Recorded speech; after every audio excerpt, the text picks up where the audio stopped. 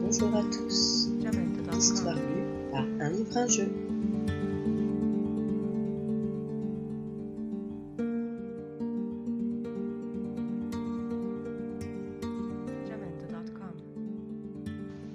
Le chat botté, conte de Charles Perrault. Un meunier ne laissa pour tout bien à 3 enfants qu'il avait que son moulin, son âne et son chat. Les partages furent bientôt faits. Ni le notaire, ni le procureur n'y furent point appelés. Ils auraient eu bientôt mangé tout le pauvre patrimoine. L'aîné eut le moulin, le second eut l'âne, et le plus jeune n'eut que le chat. Ce dernier ne pouvait se consoler d'avoir un si pauvre lot.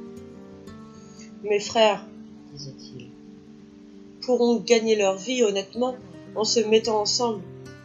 Pour moi, lorsque j'aurai mangé mon chat et que je me serai fait un manchon de sa peau, il faudra que je meure de faim. » Le chat, qui entendit ce discours, mais qui n'en fit pas semblant, lui dit d'un air posé et sérieux.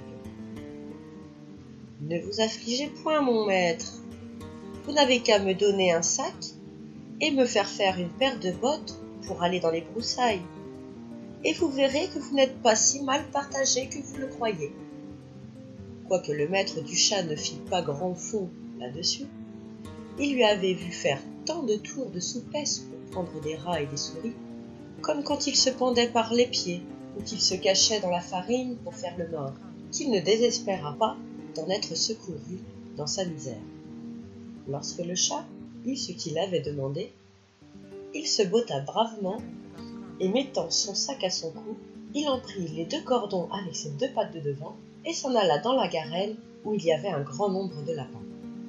Il mit du son et des lacerons dans son sac, et s'étendant comme il eût été mort, il attendit que quelque jeune lapin, peu instruit encore de ruses de ce monde, vint se fourrer dans son sac pour manger ce qu'il y avait mis. À peine fut-il couché qu'il eut contentement. Un jeune étourdi de lapin entra dans son sac et le maître chat, tirant aussitôt sur les cordons, le prit et le tua sans miséricorde. Tout glorieux de sa proie, il s'en alla chez le roi et demanda à lui parler. On le fit monter à l'appartement de sa majesté où, étant entré, il fit une grande référence au roi et il lui dit : « Voilà, sire, un lapin de Garenne que monsieur le marquis de Carabas, c'était le nom qu'il lui avait pris en gré de donner à son maître, m'a chargé de vous présenter de sa part. »« Dis à ton maître, répondit le roi, que je le remercie et qu'il m'en fait plaisir. » Une autre fois, il alla se cacher dans un blé, tenant toujours son sac ouvert. Et lorsque 2 perdrix y furent entrées, il tira les cordons et les prit toutes 2. Il alla ensuite les présenter au roi, comme il avait fait du lapin de Garenne. Le roi reçut encore avec plaisir les 2 perdrix et lui fit donner à voir. Le chat continua ainsi pendant 2 ou 3 mois à porter de temps en temps au roi du gibier de la chasse de son maître. Un jour qu'il sut que le roi devait aller à la promenade sur le bord de la rivière avec sa fille, la plus belle princesse du monde, il dit à son maître : « Si vous voulez suivre mon conseil, votre fortune est faite. Vous n'avez qu'à vous baigner dans la rivière à l'endroit que je vous montrerai, et ensuite me laisser faire. »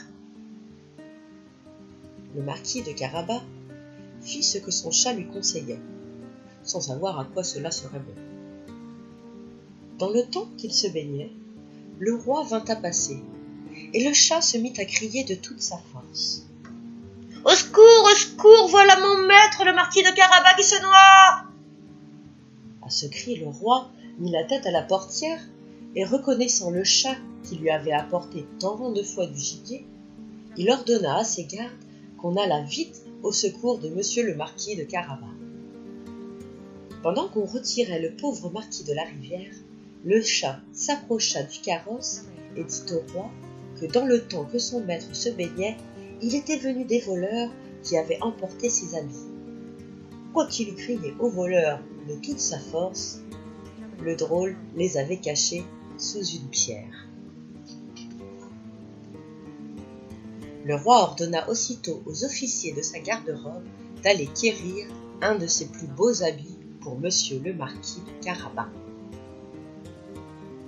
Le roi fit 1000 caresses, et comme les beaux habits qu'on venait de lui donner relevaient sa bonne mine, car il était beau et bien fait de sa personne, la fille du roi le trouva fort à son gré, et le marquis de Carabas ne lui eut pas jeté 2 ou 3 regards fort respectueux et un peu tendres, qu'elle en devint amoureuse à la folie.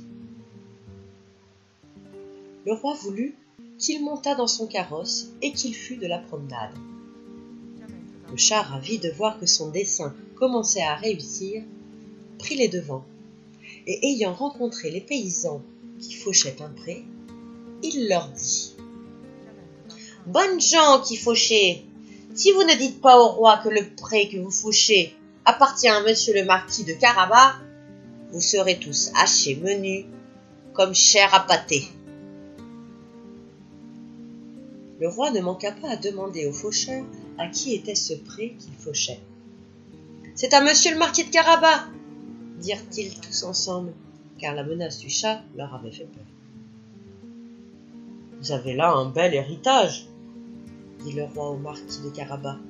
« Vous voyez, sire, » répond le marquis, « c'est un pré qui ne manque point de rapporter abondamment toutes les années. » Le maître chat, qui allait toujours devant, rencontra des moissonneurs et leur dit : « Bonnes gens qui moissonnez, si vous ne dites pas que tous ces blés appartiennent à monsieur le marquis de Carabas, vous serez tous hachés menus comme chair à pâté. » Le roi, qui passa un moment après, voulut savoir à qui appartenaient tous les blés qu'il voyait. « C'est à monsieur le marquis de Carabas !» répondirent les moissonneurs. Et le roi s'en réjouit encore avec le marquis. Le chat, qui allait devant le carrosse, disait toujours la même chose à tous ceux qu'il rencontrait. Et le roi était étonné des grands biens de monsieur le marquis de Carabas. Le maître chat arriva enfin dans un beau château dont le maître était un ogre, le plus riche qu'on avait jamais vu, car toutes les terres où le roi avait passé étaient de la dépendance de ce château. Le chat, qui eut soin de s'informer qui était cet ogre et ce qu'il savait faire, demanda à lui parler, disant qu'il n'avait pas voulu passer si près de son château sans avoir l'honneur de lui faire la révérence. L'ogre le reçut aussi civilement que le peut un ogre, et le fit reposer. « On m'a assuré, dit le chat, que vous aviez le don de vous changer en toutes sortes d'animaux, que vous pouviez, par exemple, vous transformer en lion, en éléphant. »« Cela est vrai, répondit l'ogre brusquement, et pour vous le montrer, m'allez voir devenir lion. » Le chat fut si effrayé de voir un lion devant lui qu'il gagna aussitôt les gouttières, non sans peine et sans péril, à cause de ses bottes qui ne valaient rien pour marcher sur les tuiles. Quelque temps après, le chat, ayant vu que l'ogre avait quitté sa première forme, descendit et avoua qu'il avait eu bien peur. « On m'a assuré, dit le chat, mais je ne saurais le croire, que vous aviez aussi le pouvoir de prendre la forme de plus petits animaux, par exemple de vous changer en un rat ou en une souris. Je vous avoue que je tiens tout cela fort impossible. »« Impossible !» reprit l'ogre. « Vous allez voir !» Et en même temps, il se changea en une souris qui se mit à courir sur le plancher. Le chat ne l'eut pas plutôt aperçu qu'il se jeta dessus et la mangea. Cependant, Le roi, qui vit en passant le beau château de l'ogre, voulut entrer. Le chat, qui entendit le bruit du carrosse qui passait par le pont-levis, courut au-devant et dit au roi: « Votre Majesté soit la bienvenue dans ce château de Monsieur le Marquis de Carabas. »« Comment, Monsieur le Marquis ?» s'écria le roi. « Ce château est encore à vous? Il ne se peut rien de plus beau que cette cour, et que tous ces bâtiments qui l'environnent. Voyons-les dedans, s'il vous plaît. » Le marquis donna la main à la jeune princesse, et suivant le roi qui montait le premier, ils entrèrent dans une grande salle où ils trouvèrent une magnifique collation que l'ogre avait fait faire pour ses amis, et qui le devait venir voir ce jour-là, mais qui n'avait pas osé entrer, sachant que le roi y était. Le roi, charmé des bonnes qualités de monsieur le marquis de Carabas, de même que sa fille qui en était folle, et voyant les grands biens qu'il possédait, lui dit, après avoir bu 5 ou 6 coups: « Il ne tiendra qu'à vous, monsieur le marquis, que vous ne soyez mon gendre. » Le marquis, faisant de grandes révérences, accepta l'honneur que lui faisait le roi, et dès le même jour épousa la princesse. Le chat devint grand seigneur et ne courut plus après les souris que pour se divertir.